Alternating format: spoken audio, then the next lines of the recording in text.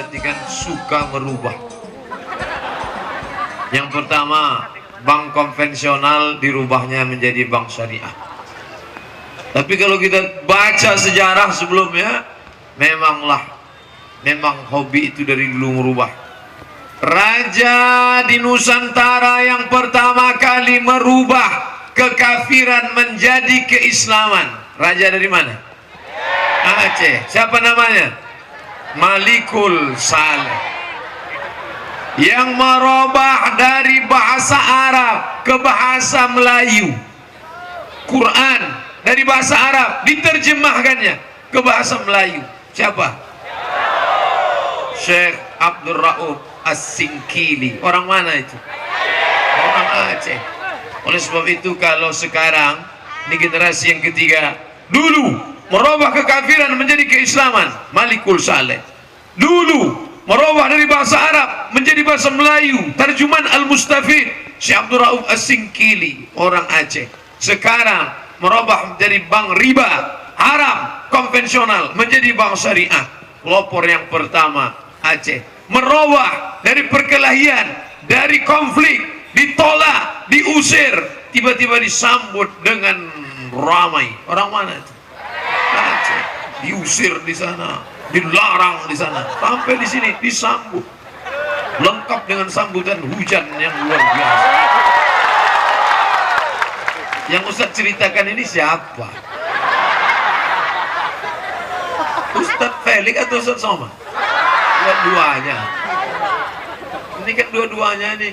Saya curiga ini panitia sengaja mencari Ustadz yang selalu diusir.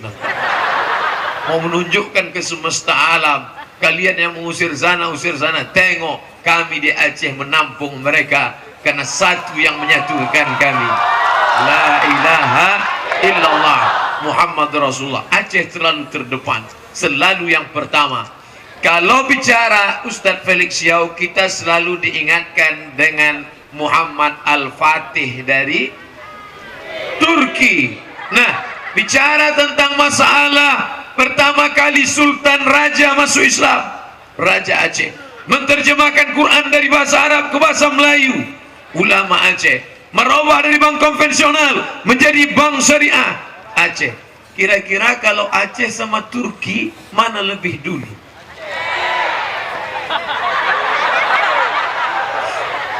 Turki Utsmani 1385. Ingat, 1385, 1385, 1385. Turki Utsmani. Saya ziarah ke makam Malikul Saleh. Apa yang tertulis? 1297.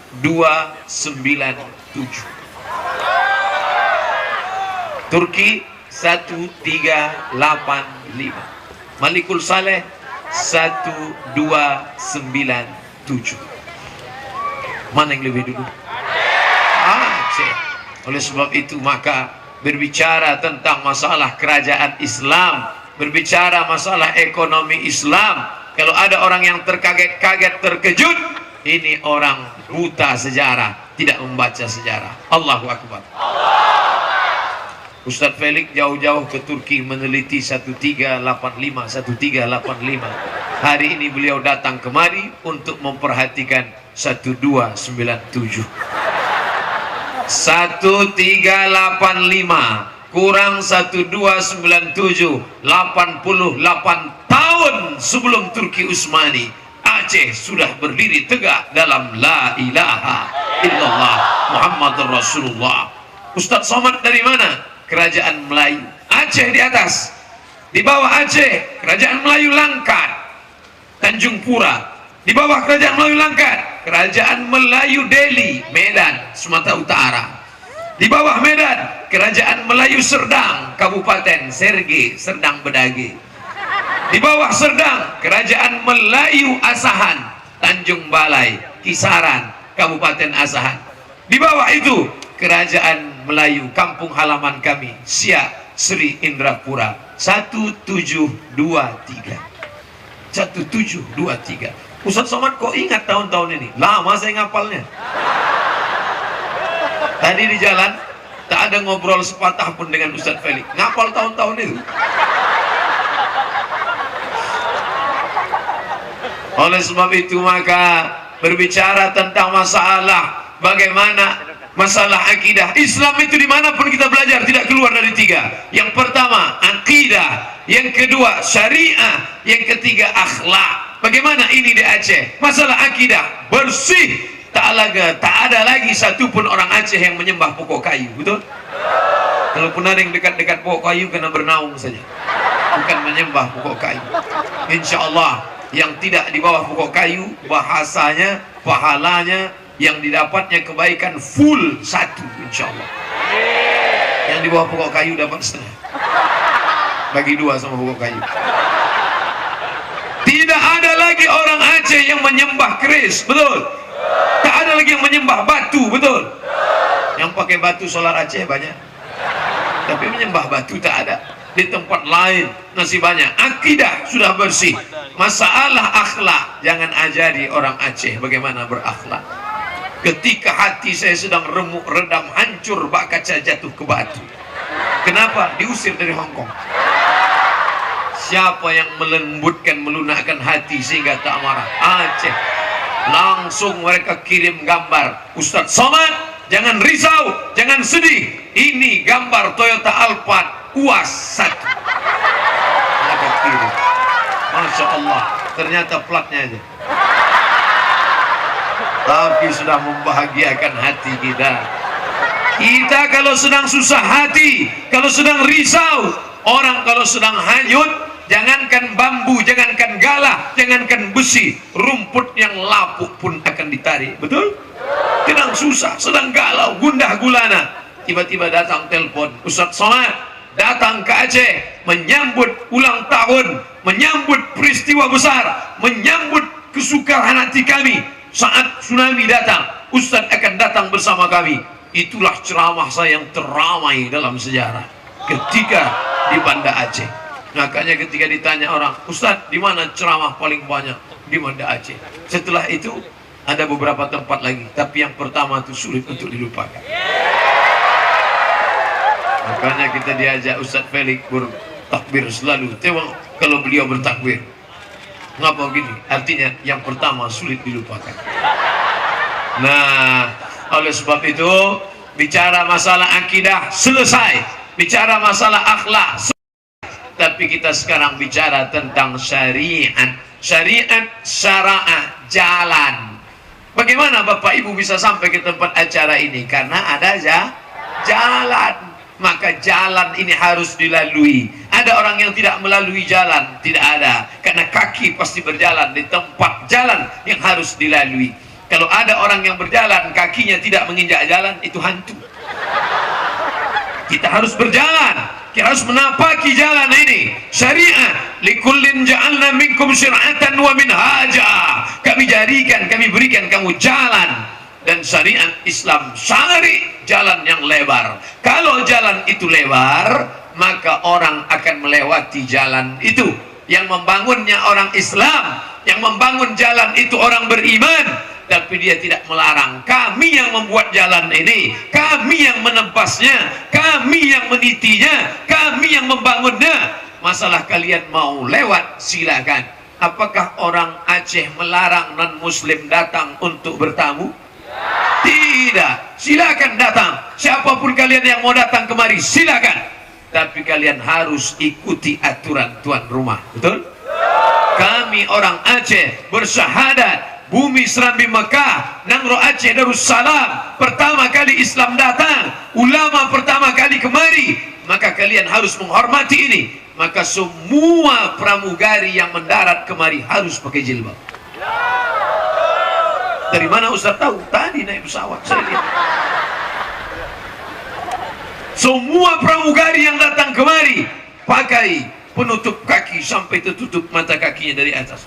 Roknya walaupun tapi tertutup kakinya. Ustaz kok tahu? Saya tengok tadi.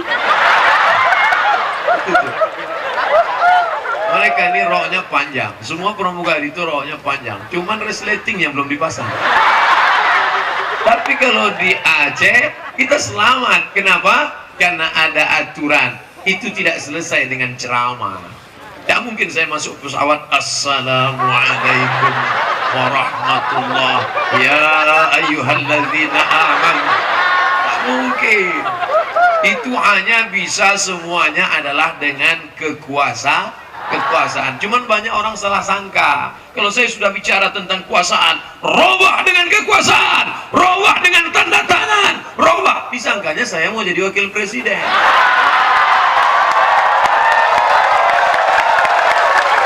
Banyak orang menganggap kedatangan saya sebagai ancaman. Ini jangan sampai dia datang, nanti dia merusak suara. Saya nggak mau. Kalau mau udah lama jadi. Yang merasa saya sebagai ancaman, saya kasih tahu, saya sampai mati jadi ustadz guru ngaji. Gak usah kalian takut, tak usah khawatir. Izinkan aja saya ceramah kemana-mana. Saya tidak jadi jurkam bagi calon manapun. Saya tidak menyebut partai, saya tidak menyebut warna, saya tidak menyebut nama. Saya hanya menyebutkan sifat. Kalau tersinggung, terserah sendiri. Dari dulu ceramah kita terbuka, tidak ada tertutup. Tidak ada yang diam-diam, tidak ada gerilya di bawah tanah. Rekamannya semua ada, streaming. Silakan direkam, dengar dari awal sampai akhir. Tidak pernah menyebut nama, tidak pernah menjelekkan orang, tidak pernah menyebut partai, tidak pernah menyebut warna. Kita hanya menjelaskan sifat saja, betul? Bahwa ada orang yang tersinggung, berarti dia berbisul. Saudara yang dimuliakan Allah Subhanahu wa ta'ala, ini pentingnya masalah ekonomi. Ada orang mengatakan ekonomi tak penting, ekonomi tak penting. Kalau ekonomi tak penting, mungkinkah acara besar malam ini bisa terjadi? Tidak mungkin. Pentas sebesar ini, memangnya bisa pentas sebesar ini datang tiba-tiba dengan Astagfirullah Rabbal Baraya, Astaghfirullah minal khataya. Tiba-tiba datang pentas. Ada bisa. Ekonomi. Makanya tadi waktu Direktur PT Bank Aceh Syariah mengasih kata sambutan, saudara-saudara bersorak, saya khawatir. Karena mereka sponsornya. Ini kalau ngamuk Pak Direktur ini kacau.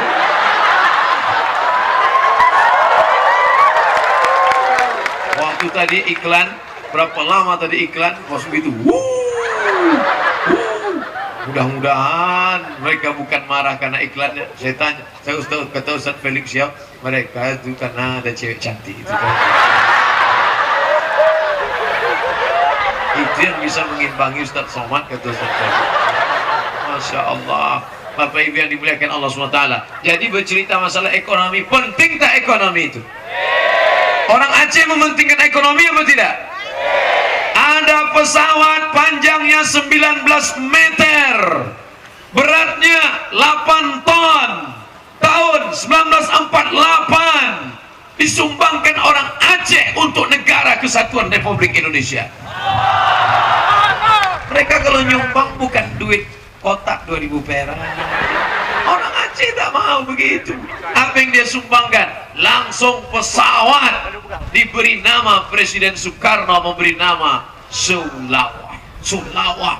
Nama pesawat itu Sulawak 001. Pesawat pertama. Ketika terjadi konflik di Burma, pemerintah Burma meminjam pesawat itu, dipakai untuk menyelesaikan konflik di Burma.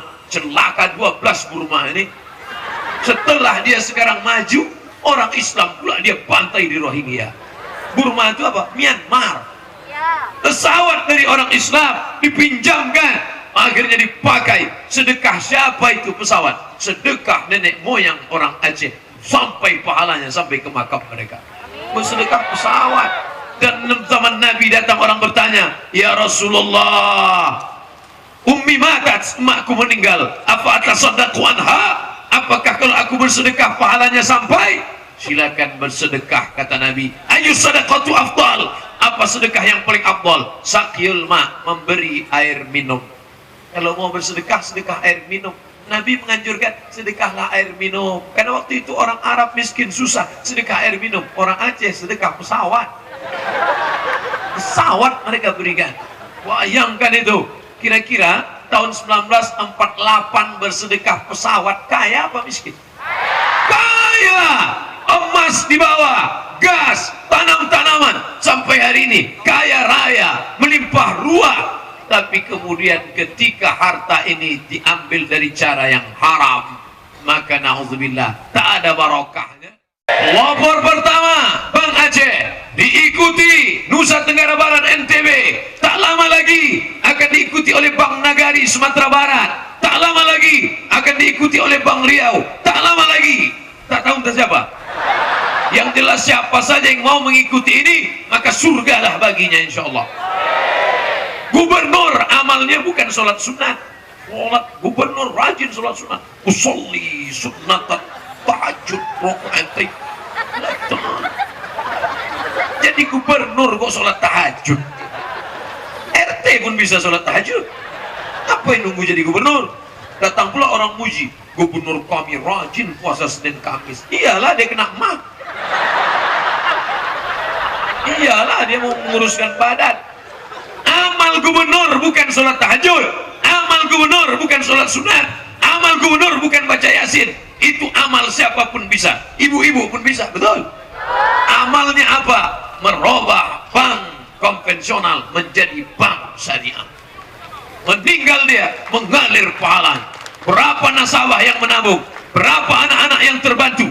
Tadi kita lihat ada dua contoh, ibu-ibu garment, bapak-bapak ternak ayam. Yang tadi iklan, masih ingat? Itu pentingnya iklan itu.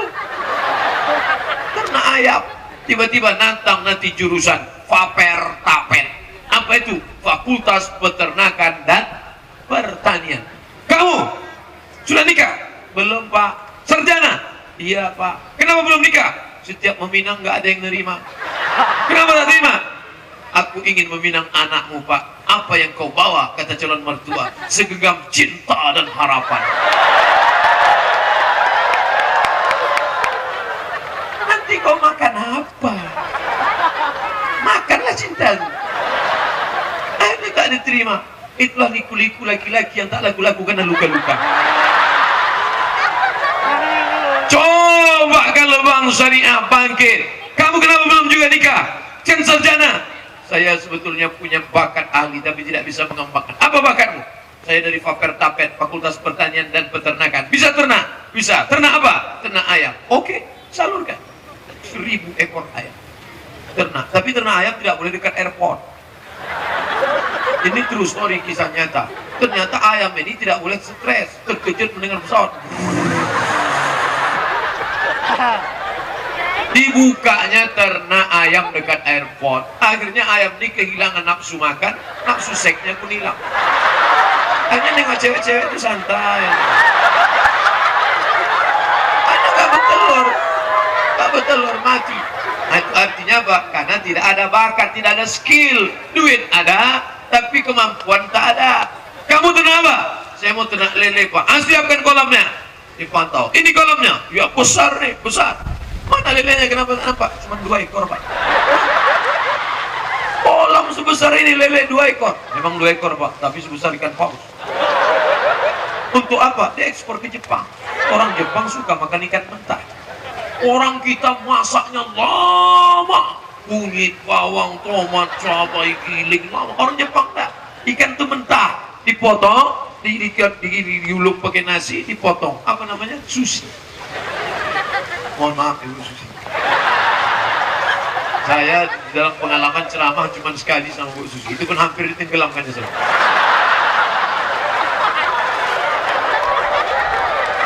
Artinya ekonomi umat akan bangkit. Kalau anak muda tidak bisa bekerja, harga mahar melambung tinggi. Kalau sudah harga mahar tinggi, maka zina pasti murah. Betul? Banyak yang ngaku. Ini semua adalah kebutuhan manusia.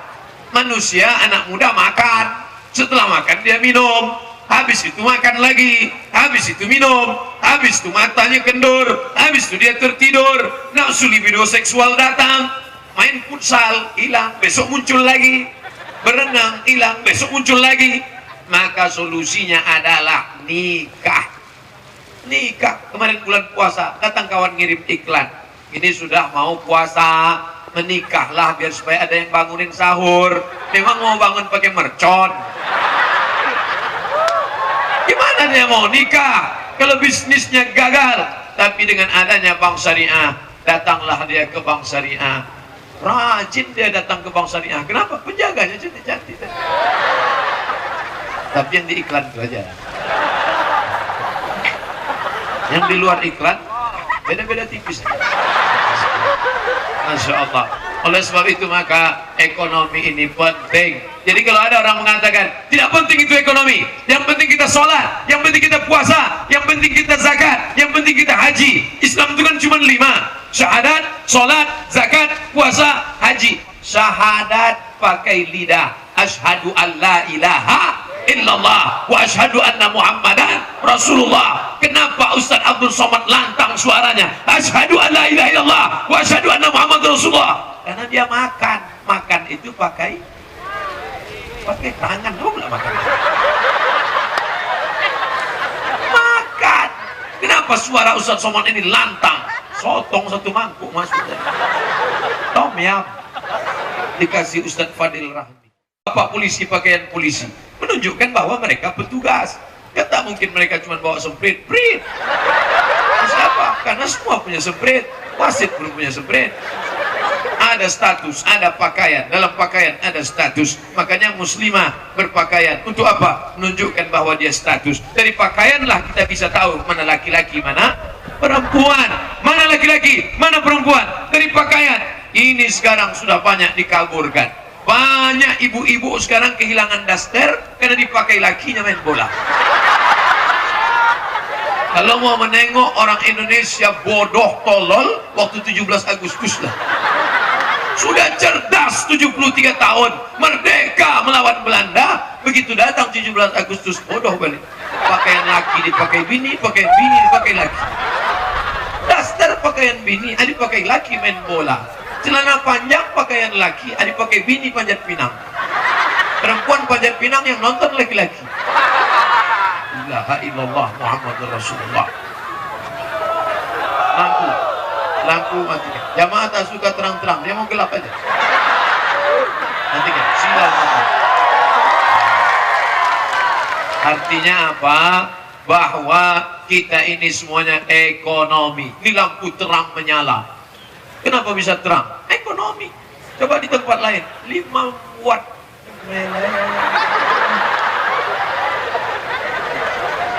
Itu kalau 5 watt. Tapi Masya Allah malam ini kadang saya ceramah, kalau sudah mikrofonnya Assalamualaikum, mana kita mau ceramah? Ini menggelegar, direkam. Berapa kamera? Tak terhitung banyaknya kamera. Masya Allah, kameranya biasa, plastik yang luar biasa.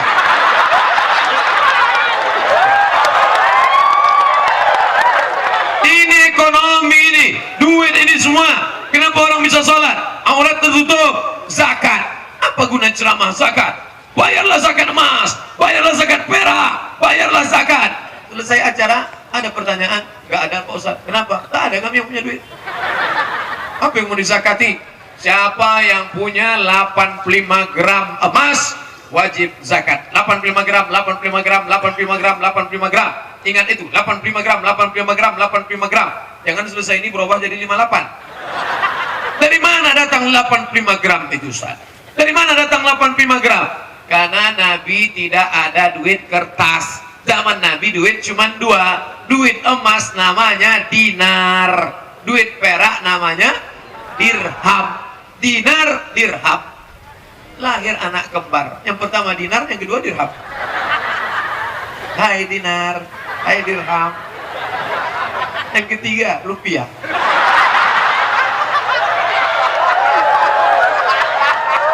Dinar emas, 1 keping dinar beratnya setelah ditimbang 4,25 gram.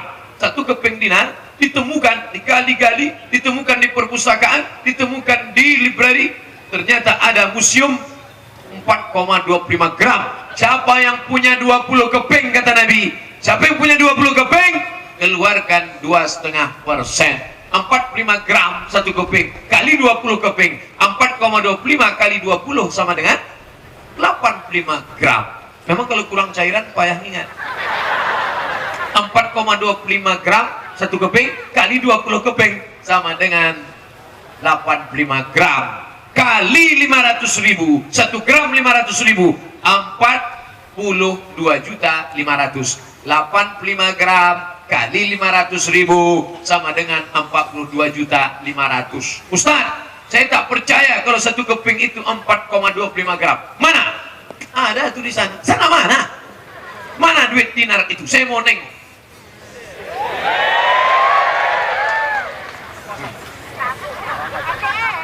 Jauh Ustaz bawa dari Riau, baru dapat tadi 4,25 gram. Ustaz Somad, ini ada dinar dari Aceh Ustaz. Foto tadi, foto. Nama tak boleh sebut, menjaga kode etik jurnalistik. Ini ada hadiah untuk Ustaz, 1 keping dinar 4,25 gram emas. Ya, setelah mati saya jangan-jangan habis foto ditarik lagi, karena saya trauma selalu begitu. Selanjutnya pemakaian jaket kepada Ustaz. Setelah dipakai foto, Ustaz tolong buka. Oke, tadi begitu selesai mau saya balikkan lagi. Ini kata saya, ini untuk Ustaz. Akal 4,25 gram. Dari mana? Dari Aceh. Bayangkan cerita masalah kurma. Idza waqa'at ala ahadikumul qiyamah. Kalau hari sudah mau kiamat, wa fi yadihi fasilah, di tanganmu ada bibit korma. Sudah mau kiamat, tadi mau korma, tanamkan biji korma. Untuk apa? Andai tidak jadi, andai kau tidak mati dan dia tetap hidup, maka tetap akan mengalir korma. Kenapa tidak tanam toge? Kenapa tidak tanam sawit? Toge begitu ditanam, tumbuh, kasih bumbu, makan, pecal, habis. Sawit 25 tahun, trek 20, kering, potong, mati. Tapi korma kau tanam sekarang 2018, baru mati kapan? 2118. 100 tahun. Tanamlah tanaman yang ketika kau tanam, cucumu masih bisa bernaung di bawahnya dan cucumu masih bisa memakan buahnya. Tanaman apa itu? Sawit. Korma. Saya mau ngetes, kalau jamaah diam aja itu artinya terserahlah Ustaz, yang penting cepat selesai. Tapi kalau dia masih komplain berarti masih sadar. Korma, kalau sawit kau tanam sekarang, saya nanam sawit, insya Allah saya masih sehat. Sawit 25, iya, sekarang 27, 25 tambah 27. Yang ngomong Ustaz 27 ini siapa? Samsung. Tadi waktu yang banyak selfie-selfie, saya tengok umur 27. Umur saya 41. Tambah 25. 66. Insya Allah 66 masih sehat. Tapi tablik akbar tak bisa. Tablik akbar tak bisa. Begitu. Assalam. Tapi anak cucu saya masih bisa makan korma. Di mana kebun korma yang paling luas se-Indonesia? Aceh, Barbate. Selama ini saya ceramah, lihatlah kebun korma Barbate. Pernah Ustaz ke sana? Belum. Sekarang saya sudah sampai. Penanaman korma yang akan ditanam oleh Al-Mukarram Haji Abdul Somad LCM.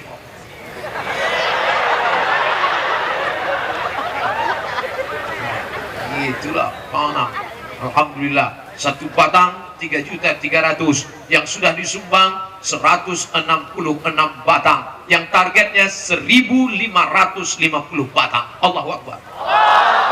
1.550 batang. 1 batangnya berapa menghasilkan?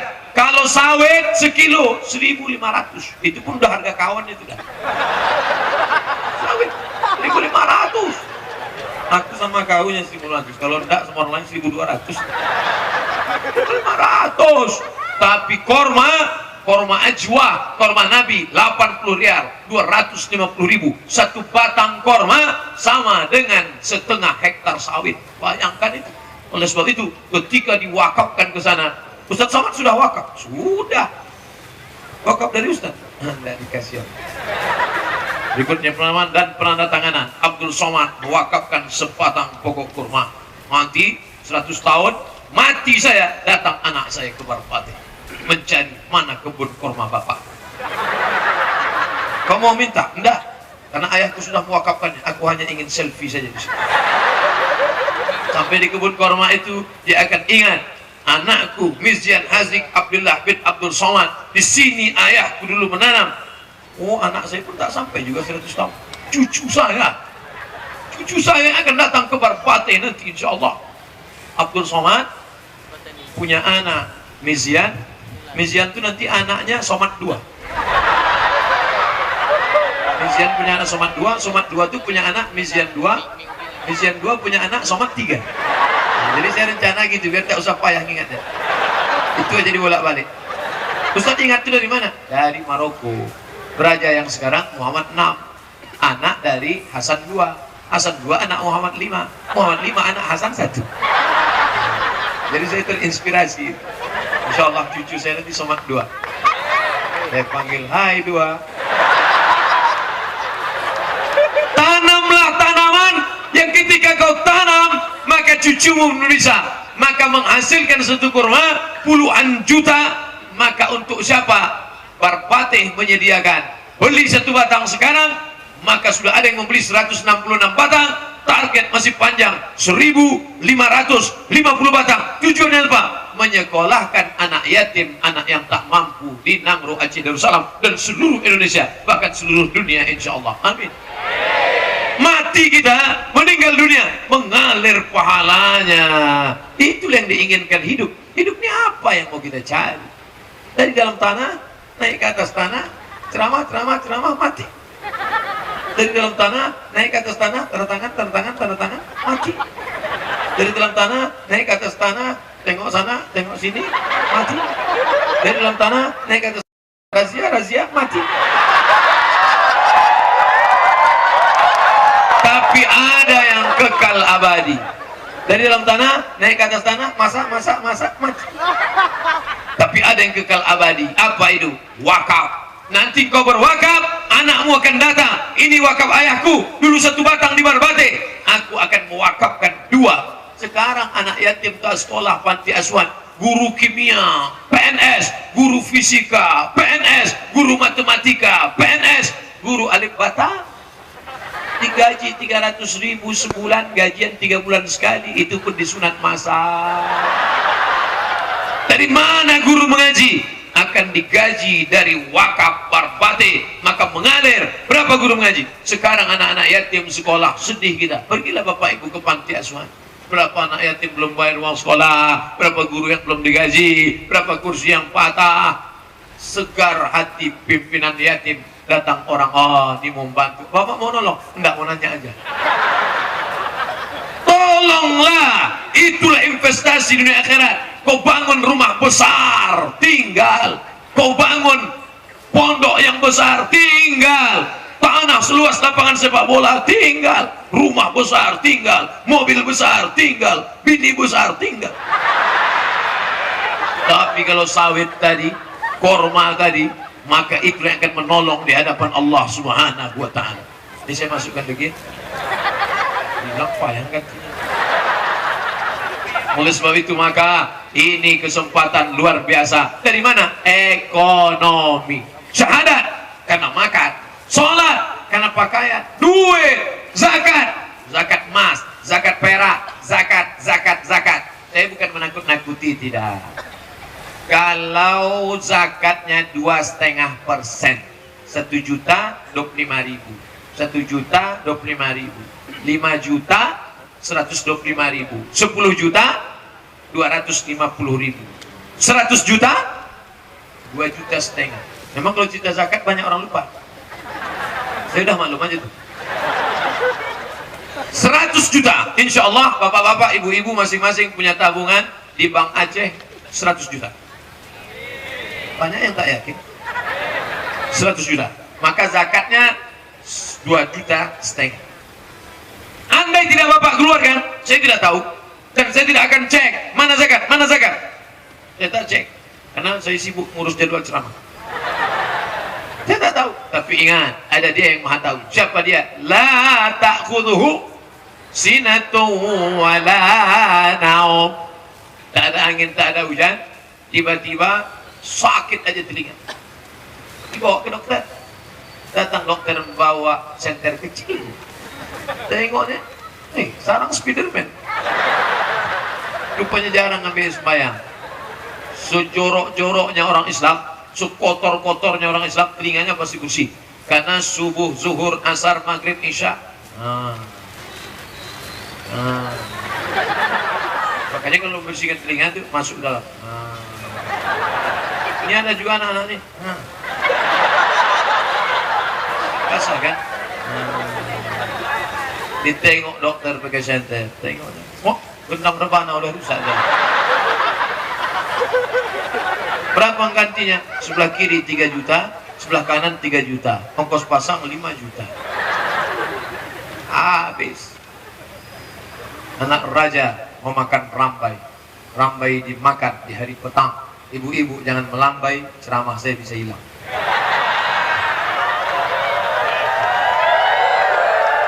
Sampai mana tadi kan? Hilang aja.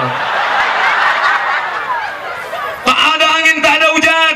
Yang tak berzakat tadi tiba-tiba sakit aja, sakit. Dikusuk makin sakit.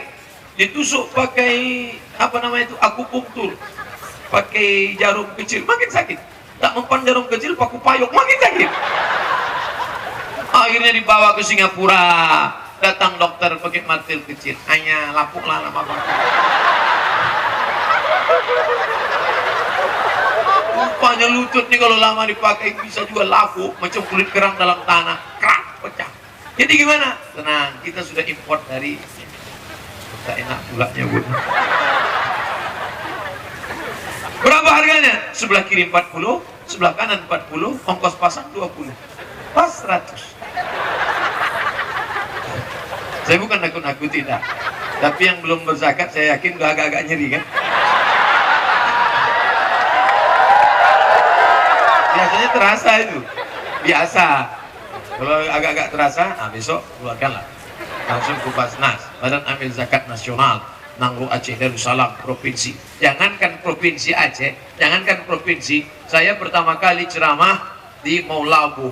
Maulabu aja 15 miliar zakatnya. Dulu, itu 2 tahun yang lalu. 15 M. Waktu di Maulabu saya ceramah. Kami di Riau, Kabupaten Siak, 10 miliar.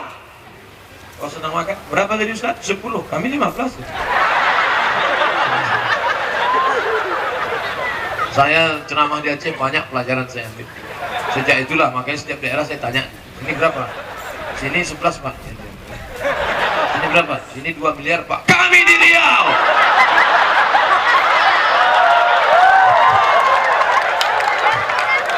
Zakat bagi duit,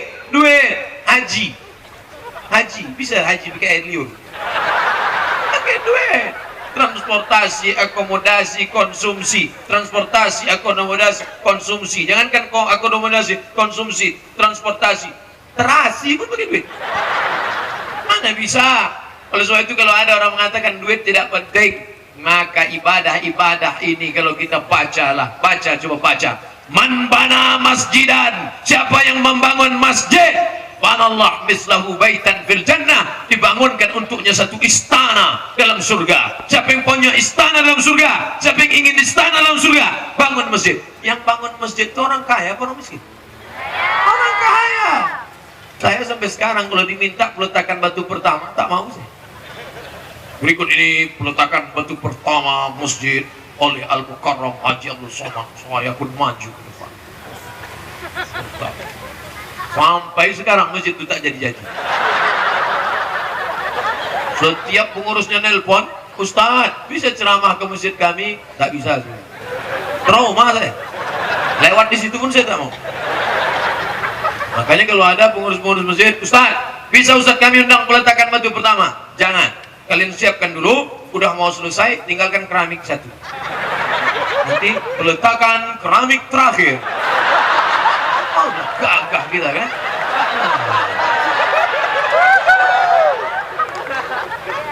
Siapa yang membangun masjid, maka Allah akan bangunkan. Ketika datang musibah, takdir Allah SWT, ujian dari Allah, tapi masjid tetap gagah tegak berdiri. Masjid mana? Masjid Baitur Rahman. Bait, rumah Rahman, Allah yang maha penyayang. Baitur Rahman, rumah Allah SWT. Tidak ada yang bisa merusak, mengganggunya. Allah SWT lagi-lagi adalah duit membangun. Ketika Nabi masuk ke dalam surga, Nabi menoleh ke belakang. Nabi masuk surga, dia menoleh ke belakang, dia lihat perempuan. Nabi melihat ke belakang perempuan. Nabi tanya, "Who are you?" Terjemah Inggris. "Man anti?" Kamu siapa? Ternyata dia perempuan yang menjaga anak yatim. Anak yatim mana? Suaminya meninggal. Dia tidak menikah lagi. Itu beda perempuan sama laki-laki. Perempuan bisa membesarkan anak-anaknya sampai mati. Laki-laki tidak bisa. Asal mati bininya, stres, stroke, mati. Nah, makanya kasihan kita sama laki-laki. Nah, kalau ada yang mau mencari-cari calon pengganti aja, biar izinkan. Karena dia tak bisa hidup sendiri. Ya kan, Pak?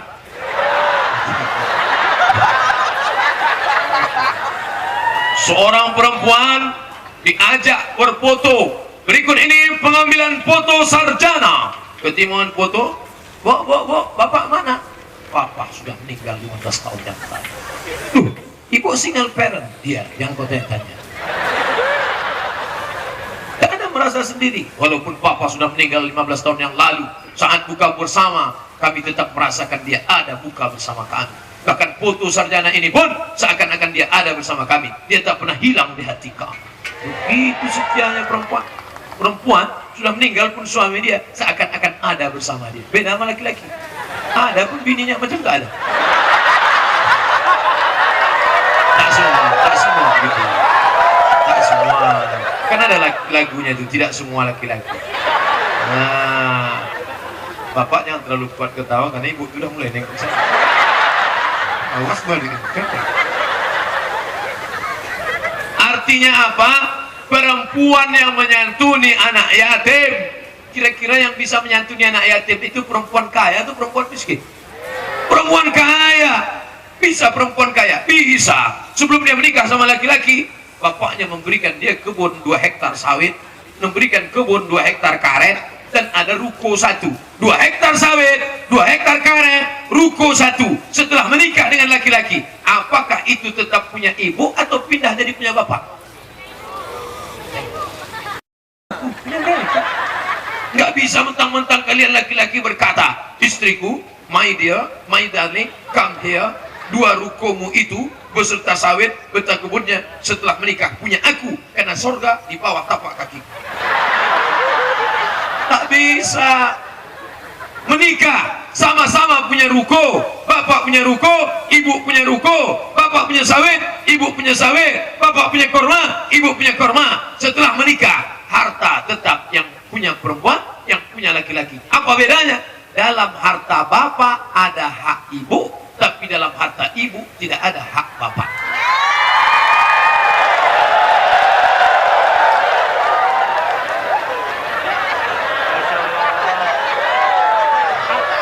Oh, kalau begini Ustaz ini bagus, tak usah kita undang lagi. Kalau itu tak dapat lagi kita bulan depan nih. Insya Allah. Karena ibu tadi sudah bapak rebut hatinya. "Bu, kata Ustaz Somad tadi itu punya ibu, jadi aku nggak dapat lagi." "Bang, untuk abang apa yang tidak? Nyawa aku berikan." Jangankan sawit, jangan, nyawa aku berikan. Tapi kalau abang macam-macam. Artinya apa? Perempuan mapan secara ekonomi, dia bisa membesarkan anak-anaknya, menyekolahkannya sampai apa? Sampai kemanapun dia mau pergi. Kenapa? Karena mapan ekonomi. Harus lengkap ekonomi. Sekarang mie-nya aja yang mantap. Mie pagi, mie siang, mie malam. Dia tak tahu dalam mie itu pengawet. Sampai di luar negeri mie kita itu tidak laku, tidak dimakan. Diperiksa oleh dinas kesehatan, ditengok pengawet, dikasihkan ke buaya. Buaya pun mati. Buaya darat aja nggak mati. Bapak Ibu yang dimuliakan Allah Subhanahu wa taala. Oleh sebab itu, masalah pengajian sudah bersyariah. Ya, ini pengajian bersyariah. Betul. Dari mana Ustaz tahu ini pengajian bersyariah? Laki-laki tak boleh bersatu dengan perempuan. Laki-laki semua, perempuan semua. Dan ada kursi di tengah. Masalah akhlak Aceh tak usah diajari. Siapa yang berceramah ke Aceh sama dengan menggarami air laut, mengajar itik berenang. Ini negerinya para ulama. Ini negeri para ulama. Abdul Somad berani di Al-Azhar cuman sampai LC. Lagi cemas. Habis LC lagi cemas, pulang langsung. Tapi kawan-kawan saya, adik-adik kelas saya, habis LC lanjut mereka MA. Habis MA lanjut mereka doktor. Dari Langsa, Ustadz Awal Zikri, asli anak Aceh, putra daerah Nanggu Aceh Darussalam. Doktor Awal Zikri. 4 mazhab di kepala. Hanafi, Maliki, Syafi'i, Hambali. Abdul Somad Syafi'i aja error. Baru mazhab Syafi'i, itu buku kunang-kunang. Ditulisnya buku soal jawab konsultasi fikih. Punya website di internet, cari Ustadz Awal Zikri, enter, dapat konsultasi syariah. Menulisnya rajin, dikirimnya buku ke Riau. Saya dapat bukunya kemarin, langsung saya update status. Aku baru mendapatkan buku. Doakan komen jamaah, kasih dong Pak Ustadz. Mental mau minta aja. Wartawan kita, mudah-mudahan wartawan kita disehatkan Allah SWT badannya. Istiqomah mereka memberitakan yang baik-baik insya Allah. Termasuklah berita malam ini. Wartawan kalau mau membunuh karakter orang mudah saja, dibuatnya besok berita Abdul Somad datang, hujan lebat pun tiba. Bisa kalau dia jahat, tapi karena wartawan tadi baik, Abdul Somad datang, rahmat berkah pun turun. Bisa. Apa kata wartawan? Makanya banyak orang-orang takut didekatinya wartawan, dikasihnya duit wartawan. Tapi wartawan ini orang istiqomah tak mau dia. Ini 500.000, tidak 5 juta, oke. Bapak Ibu yang dimuliakan Allah Subhanahu wa taala.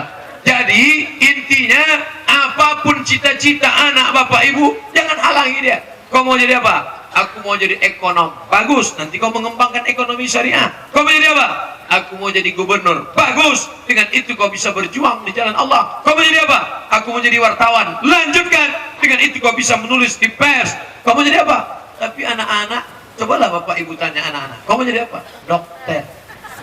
Iya kan? Selalu mau jadi apa? Dokter. Belum pernah saya jumpa anak-anak, kau mau jadi apa? Ustaz. Sekarang lah, setelah beberapa ustaz yang viral nih, baru dia mau. Jadi keponakan saya ini tidak pakai jilbab. Sekolahnya umum, jurusan bahasa Inggris. Ketika saya pulang dari Mesir, berjilbab, pakaiannya panjang, sopan. Saya pun bersyukur pada Allah SWT. Lalu apa kata dia? Saya sudah dapat jalan yang benar. Gara-gara ini, dalam hati saya, pasti gara-gara dengar ceramah saya. Alhamdulillah saya sudah dapat hidayah, saya sudah berjilbab panjang, saya tak lagi pacaran, saya sudah sholat berjamaah, saya sudah takarrub kepada Allah. Lama-lama saya tanya, karena saya penasaran, kamu dengar ceramah siapa? Saya nggak dengar ceramah, kata dia. Tapi bukan saya nih. Terus mana? Saya baca buku. Buku apa yang kau baca? Nih bukunya. Saya tengok buku Felixia.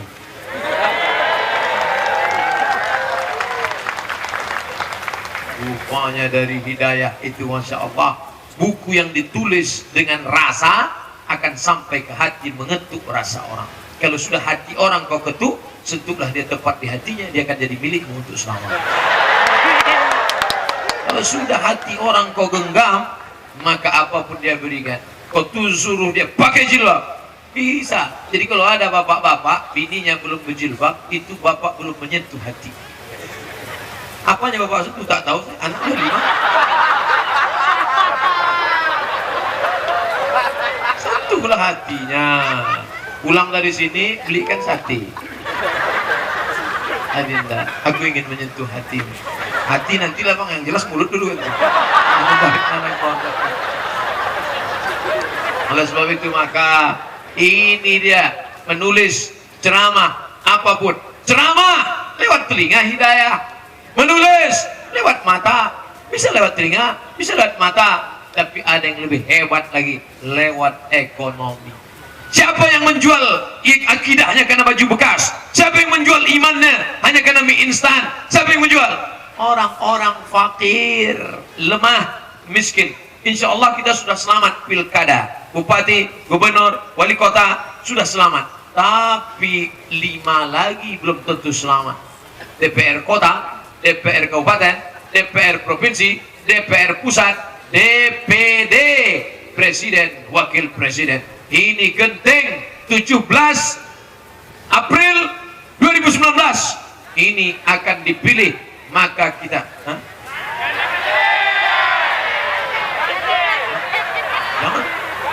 cerita itu kan. Saya ulang balik.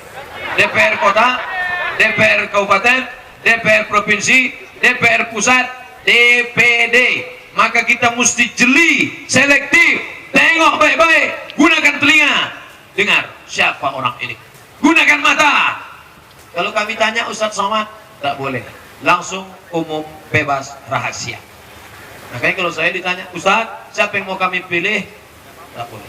Bisa kita 4 mata Pak Ustadz? 3 pun bisa. Saya kasih nanti jawabannya. Tapi kalau di depan orang banyak, tak boleh, karena saya sedang diawasi oleh Bawaslu dan Panwaslu. Abdul Somad kalau macam-macam.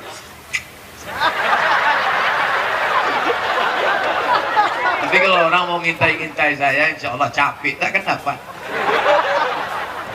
Bapak Ibu yang dimuliakan Allah SWT, Somad tak pernah menyebut nama, Somad tak pernah menyebut nomor, Somad tak pernah menyebut apapun. Somad hanya menyebutkan sifat-sifatnya saja.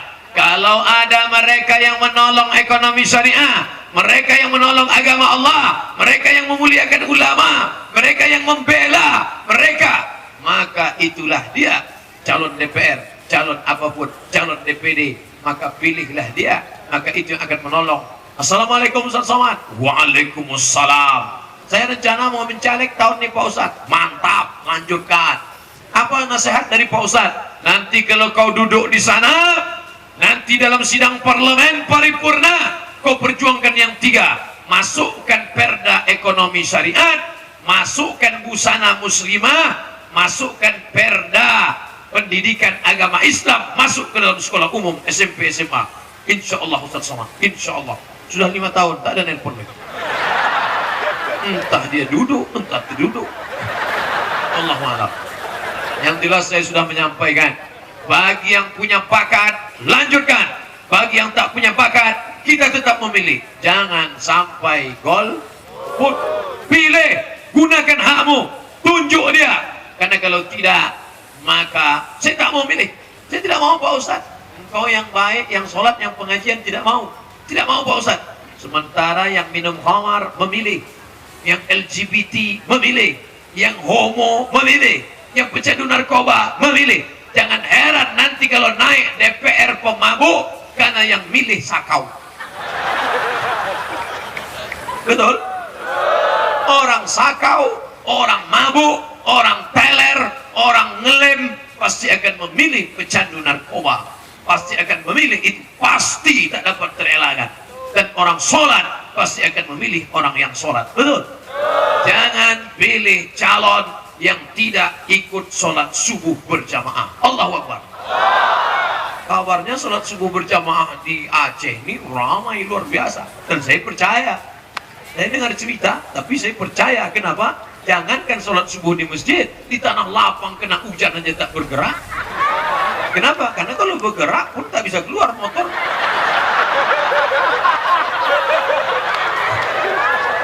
Luar biasa. Jamaah ini luar biasa. Ustadznya biasa di luar.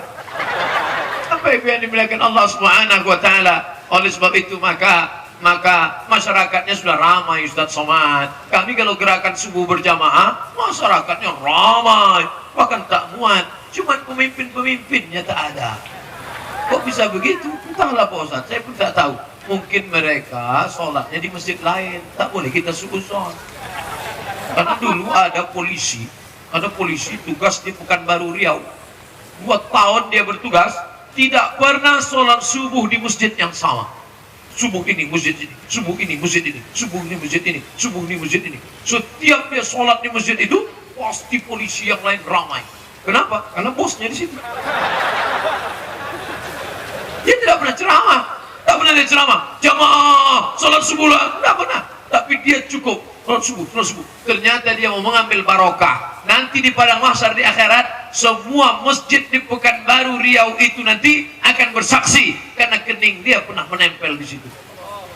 Begitu, insya Allah Abdul Somad kalau meninggal, Masjid Baitur Rahman akan bersaksi, Masjid Al-Masud Medan Masjid Raya akan bersaksi, Masjid Palembang Masjid Agung akan bersaksi, segala masjid yang kita pernah sholat. Makanya kalau pergi dari Banda Aceh ke Lok Sumawe ke Medan, singgah ke masjid, sholat situ tahiyatul masjid. Yang cuma singgah ke masjid, kencing. Sholat tahiyatul masjid. Sholat subuh berjamaah. Nah, kajiannya baru diisi yang bergizi, berkualitas. Adapun kajian kita pada subuh ini adalah bahaya makan riba. Karena kalau isinya subuh ini kita akan membahas bagaimana menghadapi mungkar nakir. Dan maaf terbaca. Subuh ini kita akan bahas bahaya riba. Yang pertama, orang yang makan riba la yaqumuna illa kama yaqumul ladzi yatahabbathu syaitanu minal mas. Bangkit dari kubur macam orang kerasukan setan. Kalau pernah menengok orang kerasukan setan, dibacakan ayat kursi, Allahu la ilaha illa huwal qayyum la ta'khudhuhu sinatun wa la naum. Bukan dia keluar, malah ketawa setan. Masa setan musir setan? Tawa dia. Jadi Pak Ustadz, kalau ada orang kerasukan setan itu sebenarnya yang masuk itu siapa? Setan. Apa setan? Beda setan sama jin. Makhluk itu tidak banyak. Alladzi waswisu fi sudurin nas minal jin. Nas. Ini nas semua. Betul kan? Ada jin sini. Ini nas semua. Satu lagi namanya jin. Jin itu dibagi 2. Ada jin Islam, ada jin kafir. Jangan bilang kafir, nanti tersinggung. Jin non muslim. Nah, jin kafir ini induknya namanya iblis. GM-nya lah. Induk jin kafir itu namanya iblis. Anak-anak buahnya ini namanya syaiton. Nanti kalau kenalan nama kau siapa? Ton. Syaiton.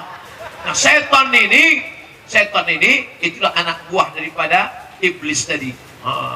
Jadi salah satu setan ini ada namanya jin korin. Korin bersama. Waktu saya lahir dulu ada jin yang bersama sama saya. Saya makan dia ikut, saya tidur dia ikut, saya pergi dia ikut, saya ke kamar mandi dia ikut. Pas saya mau ke kamar mandi dia mau ikut. Suka dia ngintip. Jadi salah satu ciri jin kafir ini suka ngintip. Maka bagaimana cara supaya matanya tertutup? Sebelum masuk saya baca doa, Allahumma inni a'udzubika minal khubuthi wal khaba'ith.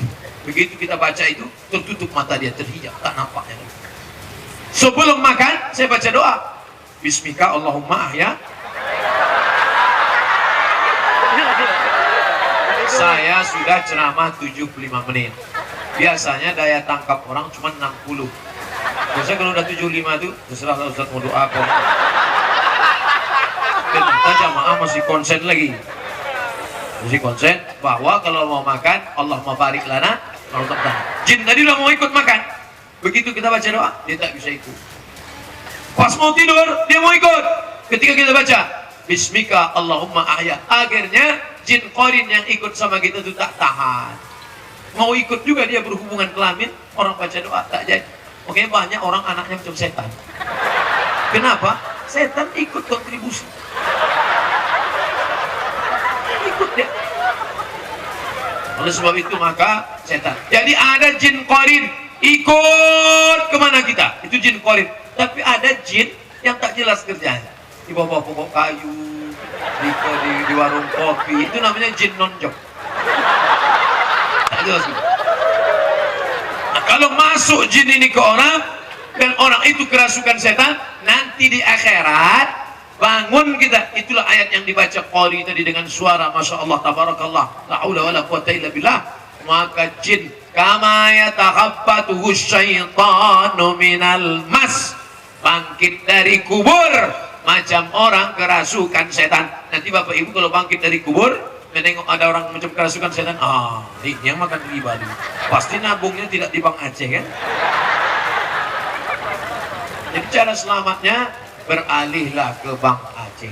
Alhamdulillah setelah Ustaz Somad ceramah kemarin bertambah Pak Ustaz customer kita. Alhamdulillah.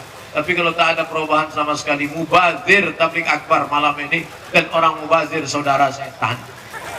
Orang mubazir saudara setan. Innal mubazirin, orang mubazir kanu ikhwana syayatin, mereka saudara setan. Dan setan kalau udah nengok saudaranya, dia manggil, hai bro. Anak SMP diganggu jin, anak SMA diganggu jin, anak kuliah diganggu jin. Kenapa? Karena celana jin itu dipakai.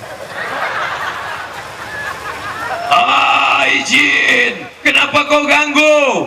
Karena dia makan riba, maka kami berkawan dengan dia. Hai jin, kenapa kau ganggu? Celana kami dipakai. Kita pun kadang menengok orang pakai celana jin, kita pun macam kerasukan jin. Berapa banyak atu-atu masuk padat gara-gara ini.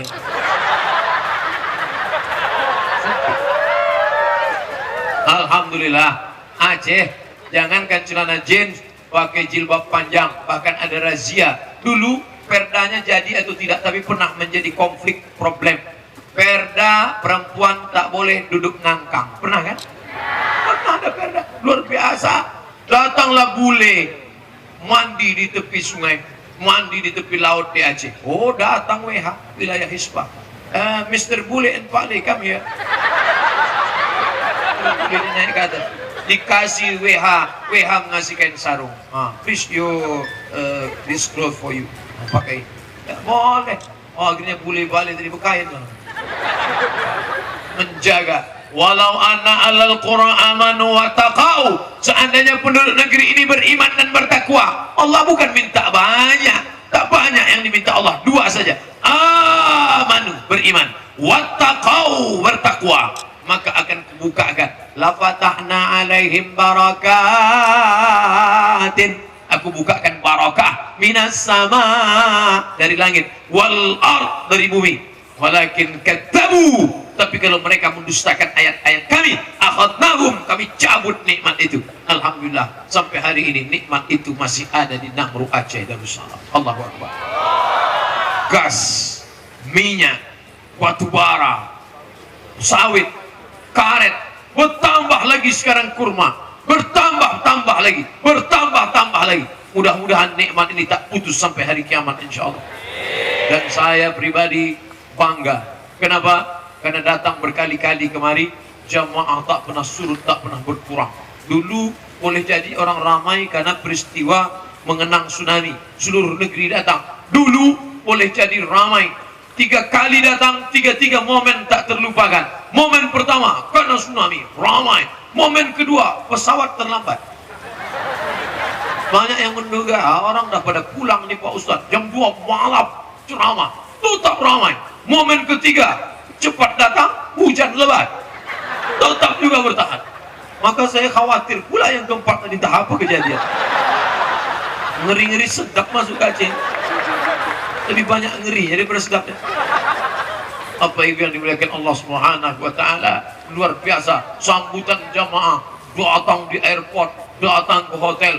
Tadi pula mau pulang Ustadz Fadil Rahmi, Ustadz coba tengok itu, banyak kan di tepi jalan, apa, durian.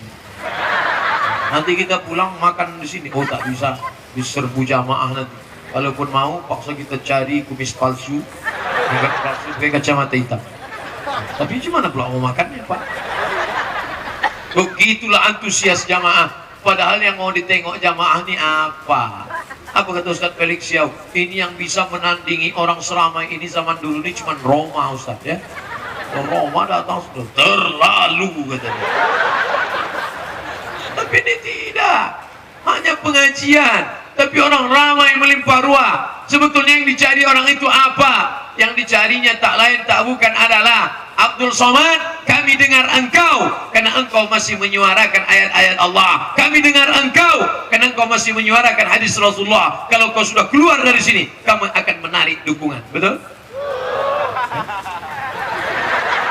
Betul. Bahkan ada WA yang masuk, Ustadz Somad, kalau sampai Ustadz melakukan ini, maka kami akan menarik dukungan. Anak saya, suami saya, jamaah wirid saya akan saya tarik dari pengajian Ustadz. Jangan Ustadz poligami. Luar biasa ancaman mak-mak garis keras. Tapi yang dimuliakan Allah Subhanahu wa taala, ekonomi umat harus tetap bangkit. Maka ke depan kalau sudah bangkit ekonomi, orang tenang sholat beribadah, jamaah haji dan umrah. Mudah-mudahan Allah membukakan pintu rezeki kita sehingga kita bisa ke Baitullah melaksanakan haji dan umrah. Pekanbaru, saya Aceh tidak tahu. Pekanbaru store 2017, berangkat 2031. Malaikat maut datang 2030. Yang paling cepat ONH plus. Ini dia ambil dari bahasa Arab. ONH plus. Yang biasa cuman 50 juta. Yang ONH plus $1.000. $1.000 13 juta. $10.000 kali 14.000 140 juta. Itu yang baru agak cepat sedikit. Berapa dia? 5 tahun. Itu pun 5 tahun 5 kali kenduri. Kenduri. Batuk mati juga. Artinya apa? Yang punya duit 50 juta nunggu 20 tahun.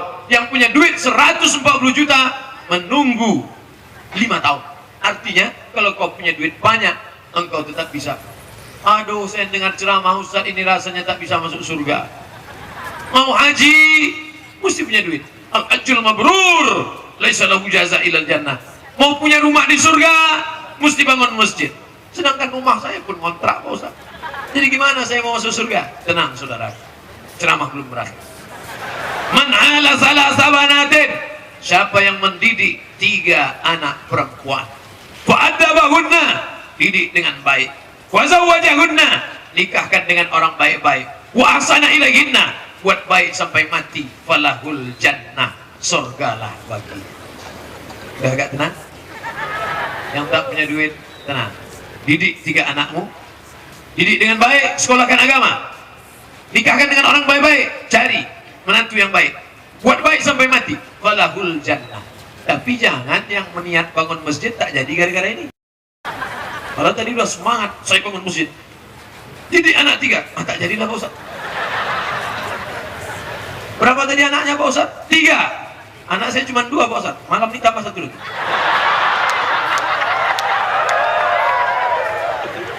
Balik dari sini minum kopi ginseng. Mudah-mudahan yang belum menikah ditemukan Allah dengan jodoh yang baik-baik. Yang bilang amin yang belum nikah. Sudah nikah Bu.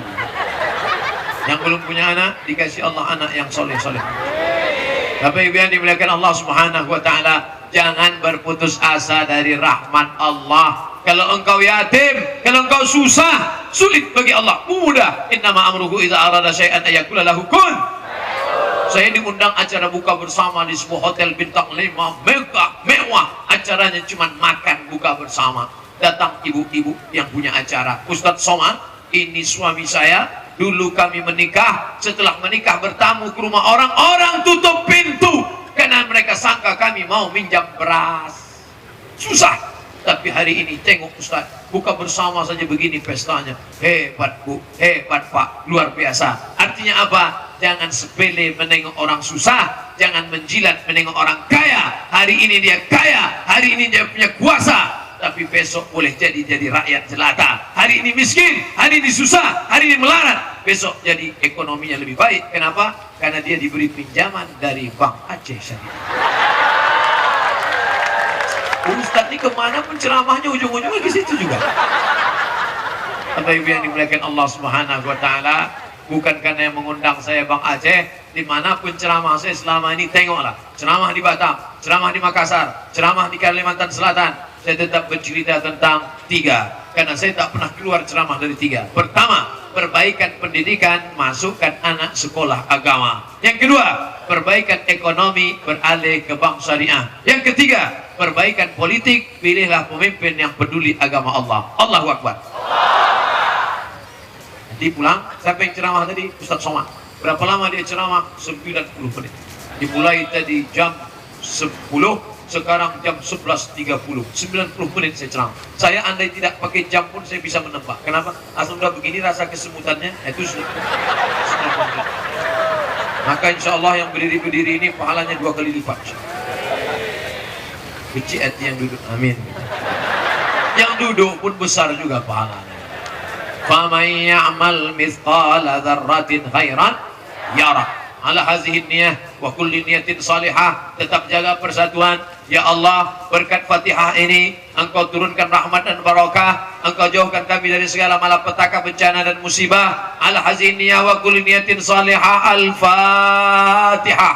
A'udzu billahi minasyaitonir rajim. Bismillahirrahmanirrahim. Alhamdulillahi rabbil alamin. الرحمن الرحيم مالك يوم الدين إياك نعبد وإياك نستعين اهدنا الصراط المستقيم صراط الذين أنعمت عليهم غير المغضوب عليهم ولا الضالين آمين اللهم أنزل الرحمة والسلامة والبركة على هذه الجماعة. Turunkanlah keselamatan, kerahmatan, keberkahan kepada seluruh jamaah yang hadir malam ini ya Allah. Allahumma ya muqallibal qulub, wahai Engkau yang membolak-balikkan hati, sabit qulubana, kokohkan hati kami ala dinik, dalam agamamu, wa ala ta'atik, dalam ketaatan kepadamu ya Allah. Allahumma a'inna, tolong kami ala zikrika, supaya hati kami selalu berzikir mengingatmu, wa syukrika, selalu bersyukur padamu, wa husni ibadatik, selalu beribadah dengan ibadah yang baik padamu ya Allah. Allahumma inna nas'aluka salamatan fid din.